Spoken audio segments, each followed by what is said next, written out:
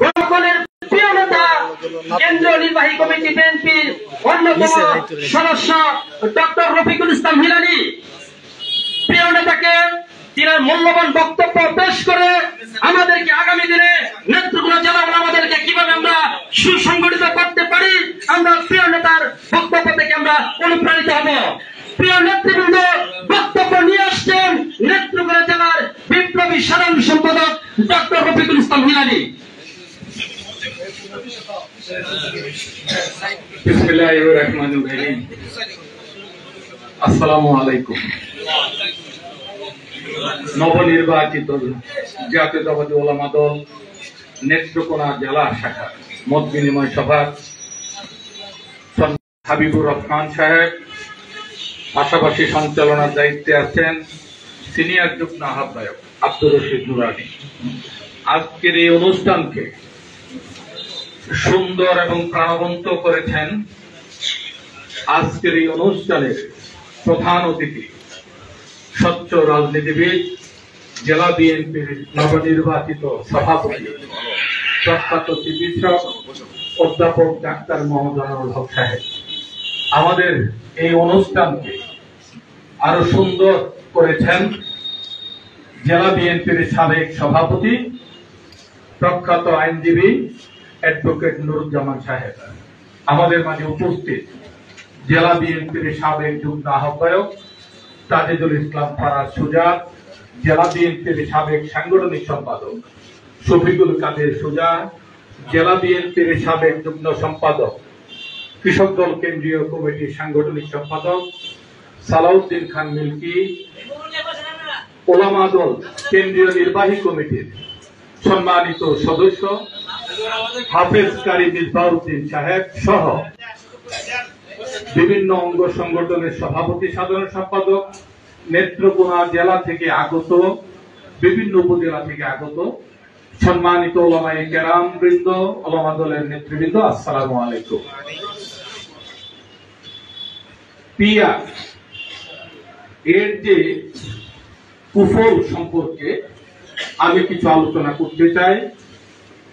আপনাদের ধর্মীয় দৃষ্টিকোণ থেকে, সাংগঠনিক দিক থেকে মূল্যবান বক্তব্য রেখেছেন সালাউদ্দিন খান মিল্কি, পৌর বিএনপি সাধারণ সম্পাদক মোয়াজ্জেম হোসেন, শফিকুল কাদের সুজা সাহেব। আমি পিআর নিয়ে কিছু এটার যে কুফল এবং একটা বিভৎস একটা দিক রয়েছে সেটা নিয়ে একটু আলোচনা করতে চাই। প্রিয় উপস্থিতি, ভারতের করদ রাজ্যে পরিণত হয়েছিল এক সময় বাংলাদেশ, তার থেকে আমরা মুক্ত হয়েছি। নেপালের চিত্রটাও কিন্তু এরকমই ছিল, আমাদের পার্শ্ববর্তী দেশ, সুন্দর একটি শান্তির দেশ ছিল নেপাল। সেই নেপালকে ভারত যখন কোনোভাবেই কাবু করতে পারছিল না, তখন অর্থনৈতিকভাবে একটা বিশাল বিনিয়োগ করলো রাজনৈতিক দলের নেতা কর্মীদের মাঝে নেপালে। আজকে এই নেপালের পিআর পদ্ধতি চালু হয়েছিল। 13 বছরে 17 বার সরকার পরিবর্তন হয়েছে। কারণ একটি রাজনৈতিক সংগঠন এককভাবে যখন সংখ্যাগরিষ্ঠতা না পায়, তখন বিভিন্ন ছোটখাটো সংগঠনের সমর্থন নিয়ে সরকার গঠিত হয়।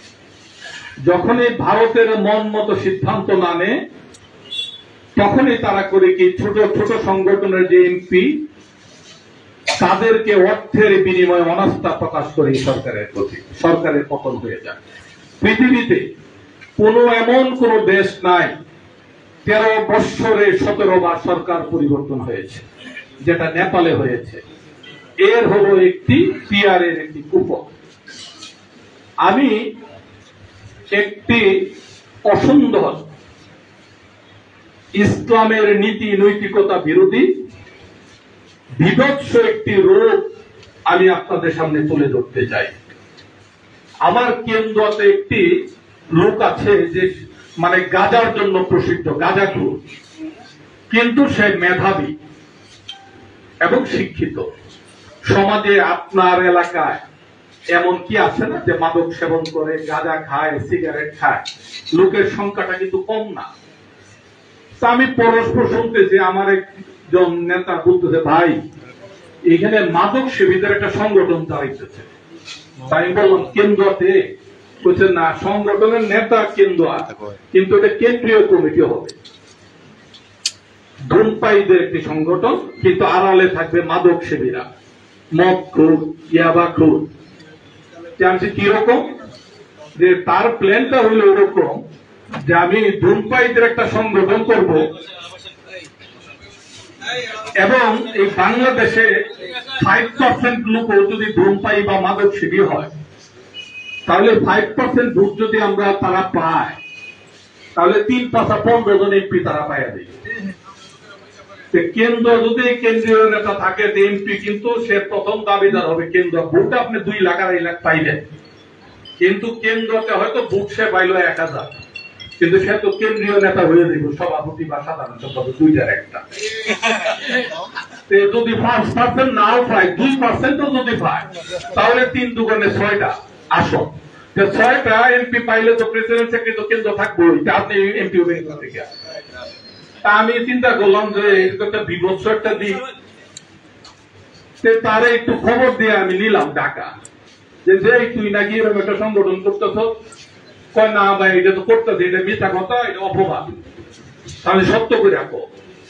তখন বলতেছে না ভাই, আমি না, আমার এক বড় ভাই এই আইডিয়াটা দিছে আমারে, যে তুই যদি এই কামটা করতে পারো, 2% ভোটও যদি পাস, তো 6টা এমপি, তুই সভাপতি সেক্রেটারি হয়ে যাস, তুই তো নিশ্চিত এমপি। আর এই 6টা এমপি বিএনপি সর্বোচ্চ ভোট এই পর্যন্ত পাইছে 40.8%। তাও বিভিন্ন ইসলামিক দল, বিভিন্ন জোটের সমন্বয়ে কিন্তু 40.8% ভোট পাইছে। এখন যদি 40% ভোট পায়, তাহলে 120টি আসন বিএনপির হয়, 30 আরো 31টি আসন লাগবে। 31টি আসন কোথেকে আনবে? তখন কিন্তু বিভিন্ন এইসব ছোটখাটো সংগঠনের দ্বারস্থ হওয়া লাগবে। তারে খবর যে নেওয়ার পর বললো যে ভাই, আপনি তো আমার দিকে রাগ করতেছেন, দমকাইতেছেন, সংগঠন আরো 2-3 দেখা হইতেছে। কিরকম, যে হিন্দু দল একটা দাঁড়াইতেছে, তাই এখানে তো 8 থেকে 9% আছে হিন্দু। 8% যদি হিন্দু হয়, তাহলে 3-24 এমপি তো তারা রইব। আপনারা বিএনপি সরকার গঠন করার লাগলে হ্যাঁ আরো সমর্থন নেওয়া লাগবে। যার একটা কিনা এটা ভাই আপনার কাছে কইতে পারতাম না, এটা আপনি এটা বিয়া দুই আপনার মেসেজ দিয়ে জানাই, মানে এক খারাপ আর এক খারাপের সংবাদ রাখে। পরে মেসেজ আমার দিছে যে যৌন কর্মীদের একটা সংগঠন খালি, তারার কত হইল, 0.5% ভোটও যদি এই যৌন কর্মীরা পায়, 0.5%, তাহলে 1.5 এমপি পায়। 0.5% কম পাইলে একটা এমপি হইলে তো এরা পাইব। এরা সংসদে গিয়া করব যে না, ইউরোপের মতো আমেরিকার মতো প্রতিটা বৃত্তিতে এটা বৈধতা দিতে সরকার। ইসলামকে এদের সমর্থন করে? এই যে জামাতে ইসলাম, ইসলামী চরমনায়ের দল বলতেছে পিআর চাই, পিআর চাই, এই পিআর এর কুফলটা হলো এইটা। নুরু ভাই বলছে না যে আপনি ভোট দিবেন নেত্রকোনা, এমপি হইব এই হেমায়তপুর, না এলে পঞ্চগড়। বাস্তবতা তো এটা নাকি? এখন ইসলামে কি এইটা কি জায়েজ কিনা? আজকে যারা ইসলাম বিরোধী কর্মকাণ্ডে কি লিপ্ত আছে না, আমাদের অনেকই লোক, এটা কি সমর্থন করে? আমি তারে বললাম, তোরে তো এটা অনুমোদন দিত না নির্বাচন কমিশন। ভাই, এটা যে নিবন্ধন দিত না, এটা আমরাও জানি, কত বড় মেধাবী দেখব। তখন আমরা করাম কি, যে ধূমপায়ীদের পক্ষ থেকে স্বতন্ত্র প্রার্থী, ধূমপায়ীদের পক্ষ থেকে স্বতন্ত্র প্রার্থী যখন আমরা হইবা, নেশা গঠিত ব্যক্তি আমরা ভোট দিব সারা দেশ। আমরা এনে কেন্দ্র কম দিতে পারে, কিন্তু বিভিন্ন জায়গা আছে এনে ভোটের আমরা মাদক শিবিরের সংগঠনটা বড় হইব, এনে সমর্থনটা বেশি পায়, কারণ এনে মাদক শক্তির সংখ্যাটা বেশি। কথাটা চিন্তা করে একবার দেখেন অবস্থাটা কোথায় দাঁড়াইল। তাহলে আজকে এই জামাতে ইসলামী আন্দোলন যে পিয়ার নিয়ে কথা বলতেছে, এটা একমাত্র মানুষকে বোঝানোর ক্ষমতাটা কিন্তু আপনারা রাখেন। এই আপনারা কিন্তু নিয়মিত মসজিদে যান। আমরা অনেক সময় ব্যস্ততার জন্য কাজা নামাজ পড়ি অথবা ঘরে যায় নামাজ পড়ি, কিন্তু আপনারা এখানে ওলামা দলের যারা আসছেন, আপনারা কিন্তু প্রতিনিয়ত মসজিদে ইমামতি করেন, বিভিন্ন মাদ্রাসায় শিক্ষকতা করেন, এবং প্রতিনিয়ত আপনারা নামাজে যান। এই কথাটা আপনারা যদি মানুষকে তুলে ধরতে পারে, এটা কিন্তু মানুষ সমাজে গ্রহণ করবে যে না, জামাত ইসলামী ইসলামী আন্দোলন যে কথাটা বলতেছে এবং এটার কুফল তো এটা, আপনাদের কথাটা মানুষ সহজে গ্রহণ করবে। আপনাদের কাছে অনুরোধ থাকবে খুব দ্রুত উপজেলা কমিটিগুলো আপনারা দিয়ে দেবেন এবং উপজেলা নেতৃবৃন্দকে ওয়াদাবদ্ধ করাবেন আগামী 1 মাসের মধ্যে অবশ্যই ইউনিয়ন কমিটি গঠন করতে হবে এবং এই ইউনিয়ন নেতৃবৃন্দকে অবশ্যই বলবেন প্রতিটা ওয়ার্ডে কমিটি গঠন করতে হবে। নির্বাচনের তফসিলের পূর্বেই যেন ওয়ার্ড কমিটি হয়ে যায়, ইউনিয়ন কমিটি হয়ে যায়, থানা কমিটি হয়ে যায়। কারণ এই তাদের যে কুৎসিত রোগ 1971 সালে আমরা দেখেছিলাম, এ দেশকে পাক হানাদার বাহিনী থেকে মুক্ত করার জন্য অকুতোভয় সৈনিক বীর যোদ্ধারা যখন লড়াই চালিয়ে গেল, সেই জামাতে ইসলামের কুৎসিত রূপ কিন্তু আমরা দেখতে পেয়েছিলাম। শুধু মুক্তিযোদ্ধাদেরকে হত্যা করেছে তা কিন্তু নয়, মুক্তিযোদ্ধাকে তাদের আশ্রয় দিয়েছে, যারা এক বেলা খাবার খাইয়েছে, তাদের বাড়িঘর পুড়িয়ে দিয়েছে। পাকিস্তানিরা কি চিন্তা এটা কারা কোন বাড়িতে আমার মুক্তিযোদ্ধা ভাইদেরকে খাবার দিয়েছে, আশ্রয় দিয়েছে? এই সংবাদটা পৌঁছে দিত যারা, তারাই হলো জামাতে ইসলামের সংগঠন, আল বদর, রাজাকার, আল শামস। তারা আপনার আমার বাড়িতে আপনার কন্যা সুন্দরী কিনা, কম বয়সী কিনা, এটা তো পাকিস্তানিদের জানার কথা ছিল না। এই সংবাদটা পৌঁছে দিত এই রাজাকার, আল বদর, আল শামস, এই জামাতে ইসলামের নেতা। এরা ইসলামের কথা বলে, ইসলামে কি এটা জায়েজ? এই জিনিসটা আপনাদের তুলে ধরতে হবে। এই কুফর সম্পর্কে যদি তুলে ধরতে পারেন, আপনারা আমরা সম্মিলিত ভাবে যে ইসলামী দল চরমনায়ের মিয়া ভাই কয়েকদিন আগেও বলছে যে জামাত ইসলাম যেখানে গেছে এটা ধ্বংস হয়ে গেছে। জামাত ইসলামের বিয়াদবের দল, বেঈমানের দল, খারাপের দল, এইসব কথাবার্তা তো বলছে নাকি? আজকে মিয়া ভাই কইতেছে যে না, জামাতে ইসলাম ইসলামী আন্দোলন ভাই ভাই, একসাথে আমরা আন্দোলনে যাই, একসাথে আমরা বিয়ার চাই। এই মিয়া ভাইতে আজ থেকে 14 বছর আগে সৌদি আরবের কারাগারে আছিল, এটা কি আপনারা জানেন কেউ? কি কারণে আসলে অভিযোগটা কি ছিল তার বিরুদ্ধে? টাওয়াল চুরি। উৎসব যেটা 5 স্টার হোটেলে মরিদান যেতে পয়সা লইয়া আওনের সময় 5 স্টার হোটেলে টাওয়াল বড় বড় থাকে, লোক সাপ্লাই আসছে না। টাওয়াল একটা না, যে 2টা আসছিল 2টা টাওয়ালই ডুবে গেছে। এটা যখন হোটেল থেকে বের হয় তখন কিন্তু লাগেজ চেক করে 5 স্টার হোটেল গুলোতে, তখন দেখা গেছে যে বড় বড় টাওয়াল দেখা যায় স্ক্যানে। লাগেজ আটকাইলো, খুললো, দেখলো যে হোটেলে সিল মারা, হোটেলে 2টা টাওয়াল আমরা মিয়া ভাই ঢুকাইছে। সারে দিল পুলিশে, দীর্ঘদিন কারাগারে ছিল। কারা ভোগ করার পর মুক্তি পেয়ে এসে বাংলাদেশে বলতেছে কি, কারাগারের যে রক্ষীরা ছিল, জেল সুপাররা ছিল, জেলাররা ছিল, তারা নাকি আদমের সাথে সবসময় কথা বলতো, আর কারারক্ষীরা প্রতিনিয়ত ইসলাম সম্পর্কে তার থেকে জ্ঞান নিত। আমরা একটা ভিডিওতে দেখলাম এই মিয়া ভাই সৌদি আরবের সাথে রাষ্ট্রদূতের সাথে কতদিন আগে দেখা করতে গেছিল।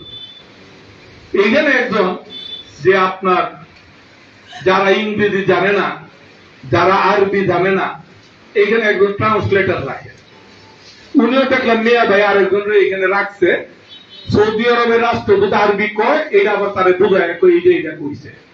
আর আমরা মিয়া ভাই বাংলায় কয়, এটা আবার আরবিতে রূপান্তর করে সৌদি রাষ্ট্রদূত দেব না। তারে বেড়া, তার একটা সীমা আছে। তোর যে সৌদি আরবের কারারক্ষীরা তোর যদি ইসলামের তালিম দিত, তুই তো বেড়া আরবিতে কথা কইতে জানিস না। আরবিতে সূরা পড়া আর কথাবার্তা বলে এটা কিন্তু এক কথা না। আপনি কোরআন তেলাওয়াত করতে পারবেন, কিন্তু আরবিতে এটা বেগুনটার নাম কিতা, এটা অনেকে তো কইতে পারছে না। ইয়া বাসিরু, ইয়া একটি বেগুন, ইয়া উসফুরুন, ইয়া একটি চড়ুই পাখি, ইয়া কিতাবুন, ইয়া একটি বই, ইয়া কালামুন, ইয়া একটি কলম। আপনার সৌদি আরব আমি গেছিলাম আমারে হজ করতে নিয়ে। এখন আমার যে ভক্তবৃন্দ তারা সৌদি আরবের ড্রেস দিল কয়েকটা, আমার পাগড়ি টাগড়ি লাগানো, পিতা আলাদা। এখন আমি সবাই আমিও বিসমিল্লাহ করে আমিও এই ড্রেস একটা পোশাক করলাম। দেখতে অনেকে আম্মাও বলতেছে না তোরে তো খুব সুন্দর মানাইছে। এখন মুশকিলটা হচ্ছে ওই জায়গায়, এখন যে দিকে যায় আরবিতে আমার নানা কথাবার্তা জিজ্ঞাসা করে, আমি তো বুঝি না। এখন সব তো একটাই ভাই দিয়া মাফি মাফি মানে মাফ করে যায়। এখন চরমনের মেয়া বাইরেতে এই যে কারা রক্ষীরা ওনারা হেঁটে গা তালিম কালাম নিলেন এবং মুড়িদ নাকি করতেন। উনি বলছে যে অনেক মুড়িদ করছে, ভিডিও আছে ইউটিউবে, ইউটিউবে ভিডিও আছে, বলতেছে তার মুড়িদ নাকি চলতে কারারক্ষী মেলা হয়ে গেছে। আর এবার তুই তো আরবিতেই কথা কইতে জানো, এটা তো কয়দিন আগে দেখলাম সৌদি আরবের রাষ্ট্রদূতের দেখা করার জন্য। এই টাউটরা সম্পর্কে, এই ধর্ম ব্যবসায়ীদের সম্পর্কে আপনারা মানুষকে যদি সজাগ না করেন, মানুষকে সতর্ক না করেন, এরা শুধুমাত্র ভারতের এজেন্ডা বাস্তবায়ন করতে চাইতেছে, এই দেশটাকে অস্থিতিশীল করতে চাইতেছে। এইটা থেকে রক্ষা করার জন্য এদের বিরুদ্ধে কথা বলতে হবে। মসজিদে যাতে রাজনৈতিক আলোচনা না করতে পারে এটা সতর্ক থাকতে হবে। মসজিদে শুধু আল্লাহর কথা বলা হবে, নামাজের কথা বলা হবে, কোরআনের কথা, কিন্তু দুনিয়াবি কথা, পারিবারিক কথা, রাজনৈতিক কথা এটা মসজিদে নিষেধ হবে না। কোনোভাবে এই কাজটা তাদেরকে করতে দিবেন না। আপনাদের প্রতি আমার দোয়া থাকলো, আমার প্রতি আপনারা দোয়া রাখবেন এবং এই ওলামা দলটাই একমাত্র সংগঠন যেটা নিয়ে তাদেরকে আমরা আলাপ আলোচনা করে মোকাবেলা করার মতো একমাত্র ক্ষমতা শক্তি আপনারা রাখেন। আপনাদের এই সংগঠনকে শক্তিশালী করার লক্ষ্যে যা যা করার প্রয়োজন ডাক্তার আনোয়ার সাহেব এবং আমি সর্বাত্মক সহযোগিতা, সর্বাত্মক সমর্থন, সর্বাত্মক অর্থনৈতিক থেকে শুরু করে প্রত্যেকটা কাজের সমর্থন থাকবে, এই প্রত্যয় ব্যক্ত করে আমি আমার বক্তব্য শেষ করছি। খোদা হাফেজ। বাংলাদেশ জিন্দাবাদ। দেশনেত্রী বেগম খালেদা জিয়া জিন্দাবাদ। তারেক জিয়া জিন্দাবাদ। ওলামা দল জিন্দাবাদ জিন্দাবাদ। আসসালামু আলাইকুম। আজকের প্রধান বক্তা জনাব হিলালি মহোদয়কে গঠনমূলক আলোচনা করে আমাদেরকে অনুপ্রাণিত করার জন্য প্রিয় উপস্থিতি, এই পর্যায়ে আমাদের সম্পর্কে বক্তব্য নিয়ে আসছেন নেত্রকোনা জেলা বিএনপির সংগ্রামী সভাপতি, যিনি সুস্থ রাজনীতির স্বপ্ন দেখেন,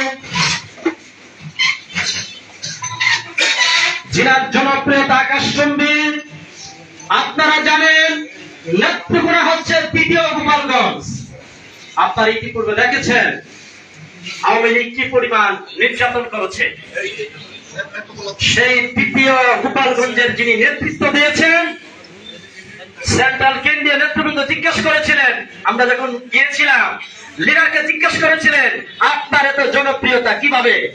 তারা জানে না নেত্রকোনার রাজপথে ফ্যাসিস্ট সরকারের আমলে নেতৃত্ব দেওয়া কোনো চারটিখানি কথা না। সবার আগে কথা হচ্ছে ভালো নেতা হওয়ার আগে একজন ভালো মানুষ হওয়া। নেত্রকোনার মাটিতে বিএনপি এবং যত ধর্ম মানুষ আছে সমস্ত মানুষ এক বাক্যে ওনাকে ভালো মানুষ হিসাবে সার্টিফিকেট দিয়েছে। সম্মানিত উপস্থিতি, বক্তব্য পেশ করবেন আমাদের ওলামা দলের সম্মানিত অভিভাবক, নেত্রকোনা জেলা বিএনপির অভিভাবক, আমাদের সকলের প্রিয় লোক, আজকের এই মত বিনিময় সভার সম্মানিত প্রধান অতিথি সুচিকিৎসক ডাক্তার অধ্যাপক মোহাম্মদ আনোয়ারুল হক মহোদয়। প্রিয় নেতাকে বক্তব্য দিয়ে আমাদেরকে অনুপ্রাণিত করার জন্য বিনীতভাবে অনুরোধ করছি।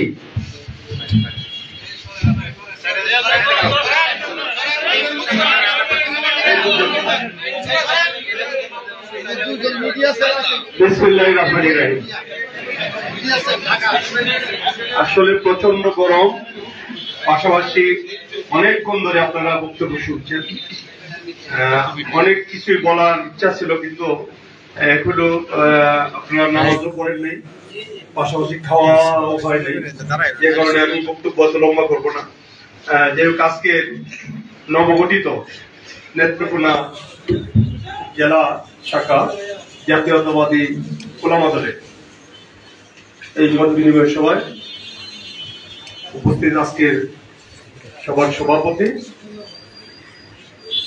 নেত্রকোনা জেলা শাখা উলামা দলের সম্মানিত আহ্বায়ক মাওলানা তাসলিম আলম সাহেব, আমাদের মাঝে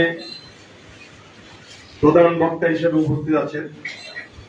ইতিমধ্যে আপনাদেরকে পিআর নিয়ে সুন্দর বক্তব্য রেখে গিয়েছেন আমার সহকর্মী, বিএনপির কেন্দ্রীয় নির্বাহী কমিটির সদস্য এবং আটপাড়া কেন্দ্র গণমানুষের নেতা এবং আগামী দিনের নমিনি, নেত্রকোনা জেলা বিএনপির সাধারণ সম্পাদক ডক্টর রফিকুল ইসলাম হেলালি সাহেব উপস্থিত আছেন। আমাদের আরেক বড় ভাই, যিনি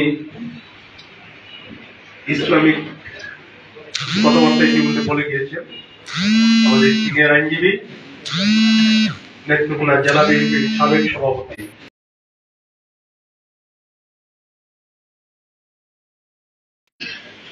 বিগত আন্দোলন সংগ্রামে জেলা বিএনপির প্রত্যেকটা আন্দোলন সংগ্রামে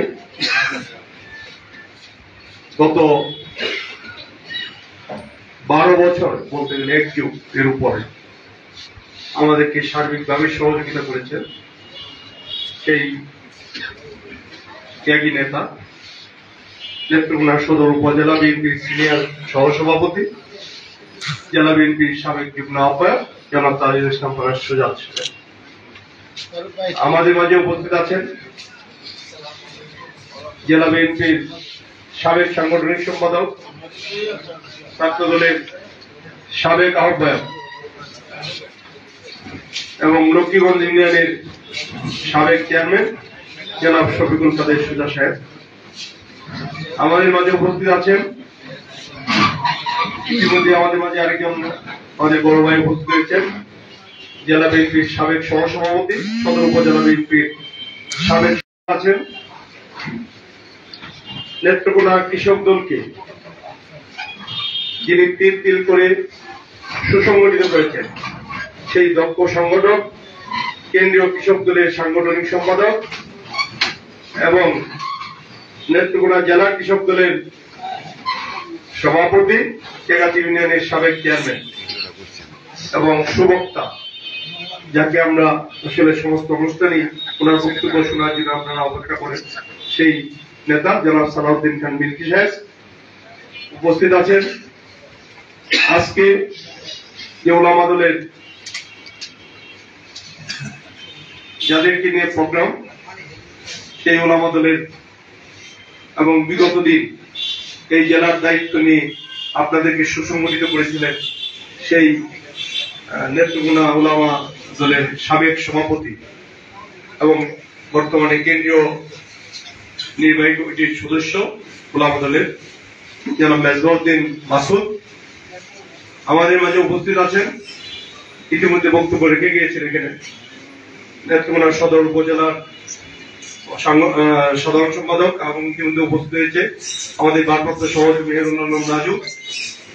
আরো এখানে ইতিমধ্যে বক্তব্য রেখেছেন আমাদের স্বেচ্ছাসেবক দলের সভাপতি সুলাইমান হাসান রুবেল, শ্রমিক দলের সভাপতি আকিকুর রেজা, ছাত্র দলের সাধারণ সম্পাদক আমাদের শামসুলুদা স্বামী এবং তাঁতি দলের মীর ফারুক সহ এবং আরো আমাদের মাঝে উপস্থিত আছেন পূর্বদলা উপজেলা বিএনপির সাবেক আহ্বায়ক, বর্তমান আহ্বায়ক কমিটির সিনিয়র যুগ্ম আহ্বায়ক জনাব বাবুল আলম তালুকদার সহ অঙ্গ সংগঠনের স্বেচ্ছাসেবক দল, ছাত্র দল, যুব দল সহ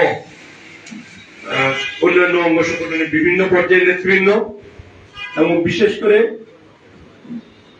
উলামা দলের 15টা ইউনিট থেকে আগত সাবেক, বর্তমান দায়িত্বরত নেতৃবৃন্দ, উপস্থিত সাংবাদিক বৃন্দ, আসসালামু আলাইকুম ওয়া রাহমাতুল্লাহ। আসলে আমরা এমন একটা সময় পার করছি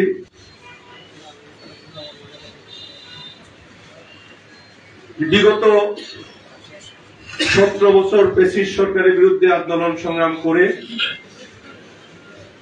5ই অগাস্টে পট পরিবর্তনের পর সেই জুলুম বা সরকার প্রধান শেখ হাসিনা যখন পালিয়ে গিয়েছে, তখন দেশবাসী আশা করেছিল যে এই দেশে খুব তাড়াতাড়ি একটা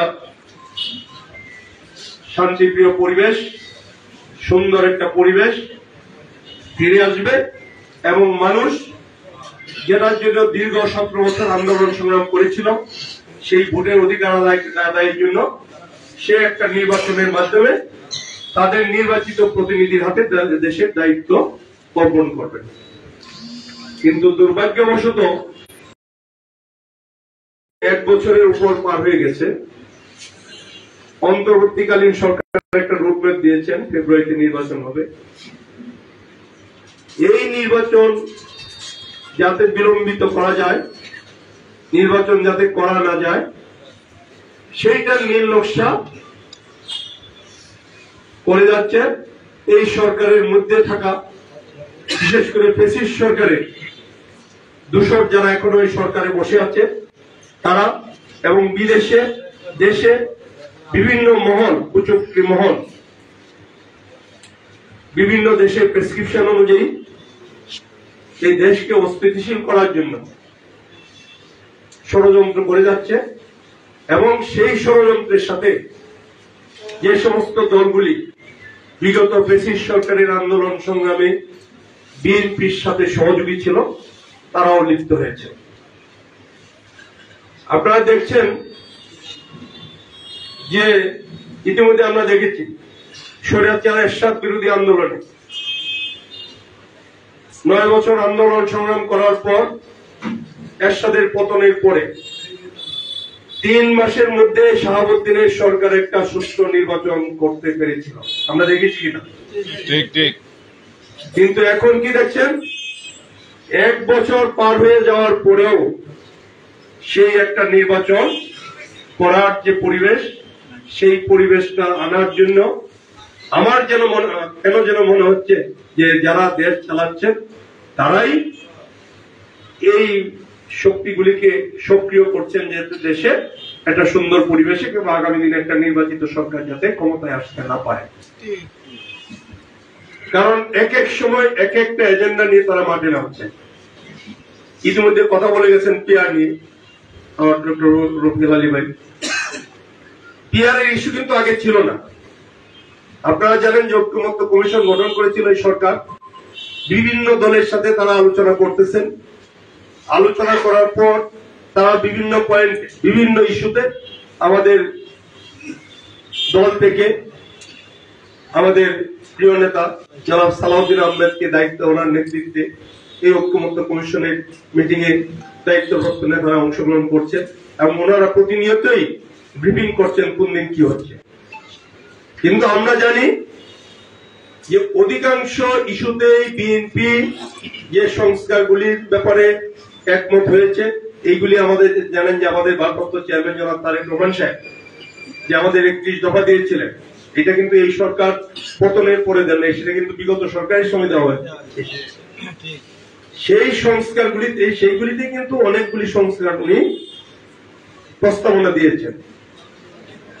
যেমন বাংলাদেশের দ্বিকক্ষ বিশিষ্ট সরকার ব্যবস্থা, এইটা ধরেন এখন ঐক্যমত্য কমিশনের মধ্যে এটা নিয়ে খুব আলোচনা হচ্ছে। সেটা উনি ওই 23 সালে কিন্তু উনি দিয়েছেন এবং পরপর 2 বারের বেশি প্রধানমন্ত্রী থাকতে পারবেন না, এইটা ওনারা আলোচনা করছেন। এটাও তো আমাদের ভারপ্রাপ্ত চেয়ারম্যান এই 31 দফার মধ্যে দিয়েছেন। এবং যে বিষয়গুলি নিয়ে এখন আলোচনা হচ্ছে, যদি আপনি দেখেন 31 দফা যদি আমরা ভালো করে পড়ি, তাহলে দেখা যাবে যে অধিকাংশ সংস্কার প্রস্তাব যেগুলি সেই সরকার আনছে, অন্তর্বর্তীকালীন সরকার ঐক্যমত্য কমিশন আলোচনা করছে, তার মধ্যে 90% এর উপর আমাদের এর মধ্যে দেওয়া আছে। সুতরাং ঐক্যমত্য কমিশনের সাথে আমাদের খুব বেশি বিরোধের কিছু নাই। কিন্তু এই পর্যন্ত ঐক্যমত্য কমিশনের যে সমস্ত মিটিং গিয়েছে, সেখানে কিন্তু পিআর এর ইস্যু একটা মাত্র উচ্চ কক্ষে ছিল, কিন্তু নিম্ন কক্ষে মানে পিআর এর ইস্যু কিন্তু কোন অবস্থায় কোন সময় ছিল না।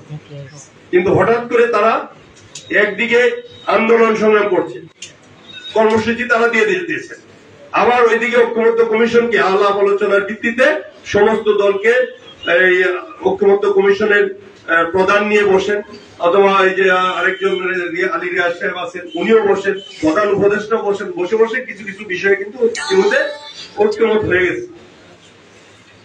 কিন্তু হঠাৎ করে ধরেন এই পিআর এর ইস্যু যেটা নিম্নকক্ষে হওয়ার কথা সেটার আলোচনা টেবিলে আনার আগেই তারা রাজপথে আরো 2-3টা ইসলামিক দলকে নিয়ে একটা কর্মসূচি দিয়েছেন। তাহলে আপনারা একদিকে আলোচনা করতেছেন, আর একদিকে আবার আপনারা এটার পিআর এর ইস্যুতে একটা আন্দোলনের কর্মসূচি দিয়েছেন। এবং আপনারা ইতিমধ্যে দেখেছেন যে বিভিন্ন ফেসবুক এবং ইউটিউবেও দেখেছেন যে পিআর এর আন্দোলনে যারা অংশগ্রহণ করছে পিআর কি তারা এটা বুঝেই না। অনেকে আজকে তাদের যারা আন্দোলন করতেছে পিআর বিষয়টা কি এটা তাদের মাথায় নেই। দল থেকে বলছে পিআর মানতে হবে, পিআর করতেছে, কিন্তু পিআর আসলে কি, পিআর এর সুবিধা অসুবিধা ইতিমধ্যে আমরা শুনছি যে বাংলাদেশের মতো একটা দেশে পিআর নিয়ে আপনি এখনো অনেক উন্নত দেশে দিয়েই তারা সরকারকে স্টেবল করতে পারতেছে না, তারা পিআর থেকে বের হওয়ার চিন্তা করতেছে, আর আমরা এই এখন আবার পিআর এ ঢোকার জন্য চিন্তা করতেছি। সুতরাং এইটা পিআর ইস্যুটা আসলে মেইনলি একটা ষড়যন্ত্র। এই ইসলামিক দলগুলি তারা ষড়যন্ত্রে লিপ্ত হয়েছে। এটা ভারতেরও প্রেসক্রিপশন আছে, আরেকটা প্রেসক্রিপশন আছে যে তারা জানে যে বর্তমানে এই দেশে বিগত দিনে যদি আমরা স্বাধীনতার পর ইতিহাস নেই তাহলে সেখানে বিএনপি ক্ষমতায় ছিল, আওয়ামী লীগ ক্ষমতায় ছিল, জাতীয় পার্টি ক্ষমতায় ছিল, কিন্তু অন্যান্য ছোট দলগুলি তারা কেউর না কেউর ধারে বসে তারা কিন্তু ক্ষমতার ভাগিদার হয়েছে। আজকে তারা চাচ্ছেন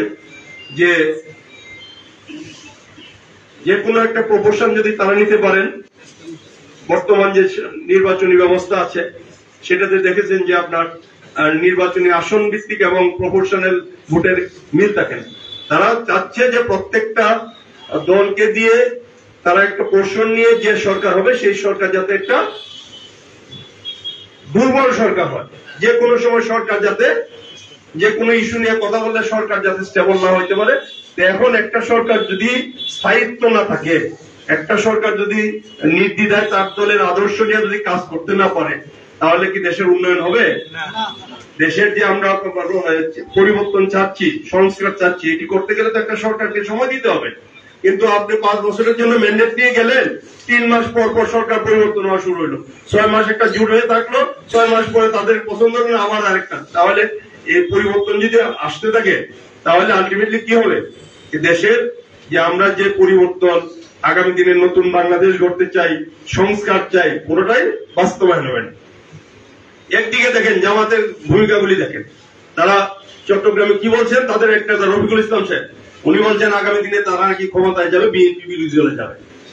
আরে ভাই, আপনারা যদি ক্ষমতায় যাওয়ার এত সাহস রাখেন তাহলে নির্বাচনে আপনারা আসেন না কেন? আপনারা পিআর নিয়ে যাচ্ছেন কেন? আপনারা ক্ষমতায় আগে আসেন, ক্ষমতায় এসে আপনারা সংসদে গিয়ে আপনারা আবার পিআর বাস্তবায়ন করেন। আপনারা জনগণের কাছে ইস্যু দেন, আপনাদের এজেন্ডা দেন যে আমরা আগামী দিনে আপনাদের যদি আমাদেরকে সমর্থন দেন আমরা এই পরিবর্তনগুলি করব।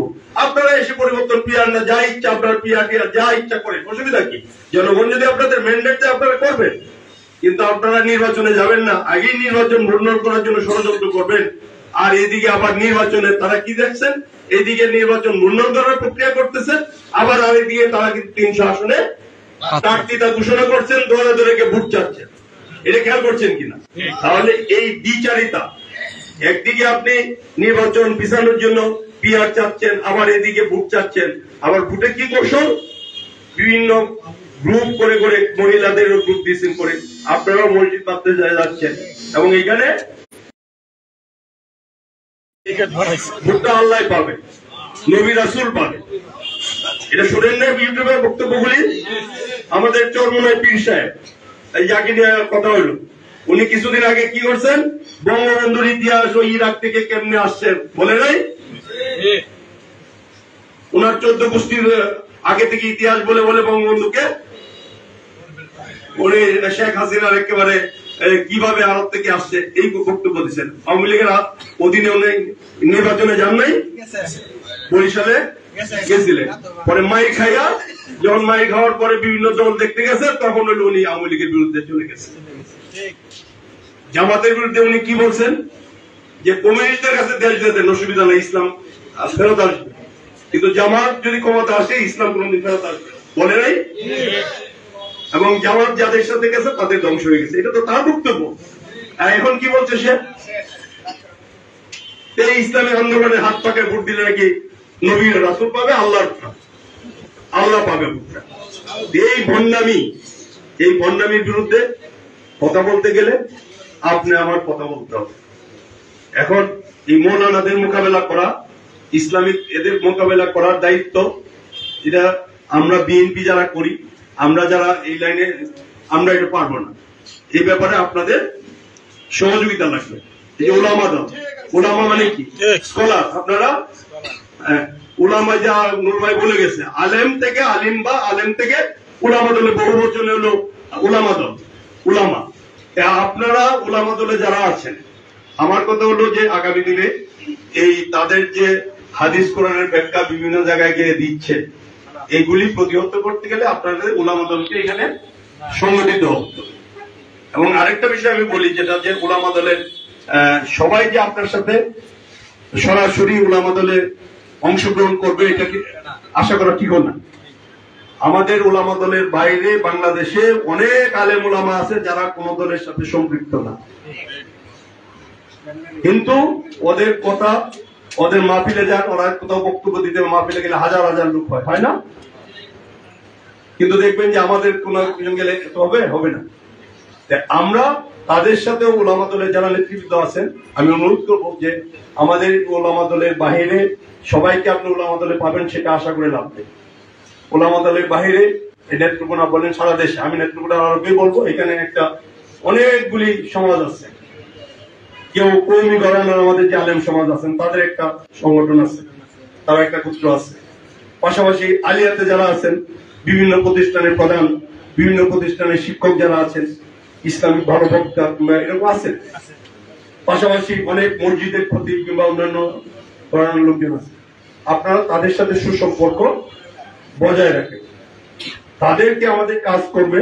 বিশেষ করে আপনাদের যে আগামী দিনে যে উলামা দলের যে কাজকর্ম আছে, তাদের কোনো প্রোগ্রাম কিংবা এগুলি হইলে এই ধরনের ইসলামিক চিন্তাবিদ যারা আছে নিরপেক্ষ ভাবে তাদের দু একজনকে বিভিন্ন প্রোগ্রাম, ছোটখাটো প্রোগ্রামগুলিতে কিংবা বড় প্রোগ্রামগুলিতে আমার মনে হয় যে তাদেরকে আমরা দাওয়াত করতে পারি। তাহলে হবে কি, আমাদের যে সাধারণ মানুষের আস্থা এখনো কি, এখনো ইমাম সাহেব যা বলেন, একটা মসজিদে যখন খুতবা হয়, ইমাম সাহেব যেটা বলেন এটা সাধারণ মুসল্লিরা বিশ্বাস করেন। আমাদের নেত্রকোনা কিংবা বিভিন্ন বড় বড় মসজিদের যে খতিব সাহেবরা আছেন, তারা যে দেন খুতবা দেন, খুতবা অথবা নামাজের বিভিন্ন সময় যে বক্তব্যগুলি রাখেন, এগুলি কিন্তু সাধারণ মুসল্লিরা এগুলি শুনে। এই ভুলগুলি ধরিয়ে দেওয়ার জন্য কিন্তু তাদের এখন সময় এসেছে। কারণ ইতিমধ্যে আপনারা জানেন যে জামাতে ইসলামী এবং ইসলামিক কিছু কয়েকটা দল, তারা তাদের যে মতবাদ, তাদের যে মৌদুদিবাদের যে মতবাদ, সেই মতবাদ তারা কিন্তু বিভিন্ন ভাবে মানুষকে বুঝিয়ে তারা কাজকর্ম, তারা কিন্তু ধরে বসে নেই। জামাতে ইসলামের কোন নেতা কর্মী কিন্তু একদিনও বসে থাকবে এরকম আমার জানা নেই। তারা কিন্তু প্রতিদিন ঘুরে ঘুরে যাচ্ছে, তারা তাদের আদর্শ বিভিন্ন কায়দা করে বোঝাচ্ছে। কিন্তু এই আপনি জামাতে ইসলামের ইতিহাস যদি দেখেন, এই মৌদুদি কত 1941 সালে তার এই জামাতে ইসলামী, প্রথম জামাতে ইসলামী অফ হিন্দ, এই নামে কিন্তু প্রথম সৃষ্টি হয়। তারপরে পাকিস্তান, তারপরে বাংলাদেশ, তারা কিন্তু দেখেন জামাতে ইসলামী বাংলাদেশ, জামাতে ইসলামী পাকিস্তান, জামাতে ইসলামী ইন্ডিয়া। তার মানে কি, এখনো বাংলাদেশের সার্বভৌমত্ব কিংবা এইটা নিয়েই তো তারা মানেন কিনা সন্দেহ। তারা কি এখন পর্যন্ত পরিষ্কার করেছেন যে মুক্তিযুদ্ধে তাদের ভূমিকা নিয়ে? তা করেন নাই। কিন্তু তারা ইতিমধ্যে কি 71কে তারা ভুলে যেতে চেয়েছেন, 24-এর সাথে 71 তারা অলরেডি মিলিয়ে ফেলছেন। 71 আর 24 কি এক জিনিস ছিল? 24-এর আন্দোলন শুরু হয়েছিল কোটা আন্দোলন থেকে, দেশের মধ্যে আন্দোলনে, আর 71-এ একটা ভবিষ্যক্তির সাথে আমাদের সংগ্রাম হয়েছে। এইগুলি তারা বিভিন্ন পন্থা, তাদের যে মতবাদ, এটা মানুষকে বোঝাইতে যাচ্ছে যে তাদেরটাই একদম ইসলামী শরিয়া মতে, কিংবা তারা গেলে ইসলামী শরিয়া আইন জারি করবেন, তারা মতবাদ। কিন্তু তারা যে কি ধরনের শরিয়া আইন জারি করবেন তাদের ইতিমধ্যে আচার আচরণে আপনারা দেখতে পাচ্ছেন। ইতিমধ্যে আপনি দেখেছেন যে আমার ইউনিয়নে একটা নিউজ করেছে কি 50 জন জামাতে ইসলামী বিএনপি নেতা কর্মী যোগদান করছে। আমি এখানে তথ্য নিয়ে যেটা জানতে পারছি যে 2 জন বিএনপি ঘরানার, বিএনপির সাথে তাদের কোন কমিটিতে এই পর্যন্ত নাই, কোন ছাত্র দলের সাথে, কোন দলের সাথে নাই। বিএনপি ঘরানার 2 জন লোককে তারা এখানে যোগদান করেছে। তাদের মধ্যে আবার ছাত্রলীগের একজন যোগদান করেছে, আওয়ামী লীগের একজন ছেলে আছে, তার বাবা আওয়ামী লীগ, তার ছেলেটাকে যোগদান করেছে। এরকম 10-11 জনের একটা প্রোগ্রাম তারা গতকালকে তারা একটা পথসভার মধ্যে জরুরি ভিত্তিতে তারা করেছে, করে তারা কিন্তু নিউজ করে দিয়েছে। আরে ভাই, আপনারা আপনাদের আদর্শ, কিন্তু আপনারা এই মিথ্যা আশ্রয় নেবেন কেন?